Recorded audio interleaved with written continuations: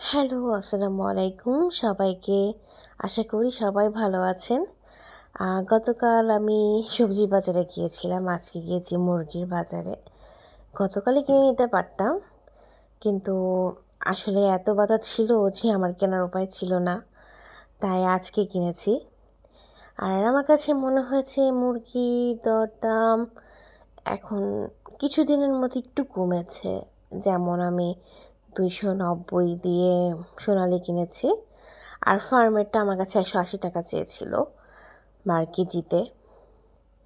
এই যে আম্মু মুরগিগুলো কাটছে, মানে বুয়াকে, যিনি আমাদের হেল্পিং হ্যান্ড আছে, ওনাকে বলছেন, ইনস্ট্রাকশন দিচ্ছিলেন কীভাবে কাটতে হবে।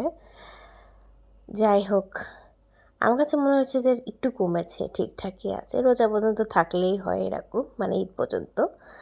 আমার আম্মুর বাসার এই সিনারিটা খুব ভালো লাগে, যদিও বাড়িতে ভর্তি, গাছগাছলা নেই, মানে ওরকম ভালো লাগার মতো জায়গাটা না, তাও ভালো লাগে। মনে হয় যে এটা মনোরম পরিবেশ, মানে আমার চোখে মনোরম আসলে। আপনাদের চোখে কেমন লেগেছে আমি জানি না, বাট আমার খুবই ভালো লাগে। ওইদিকে যখন তাকাই, ফাঁকা ফাঁকা, একটু হালকা কুয়াশা কুয়াশা থাকে। ওই সাইডে বাসাটা হলে ভালো হতো, তাই না?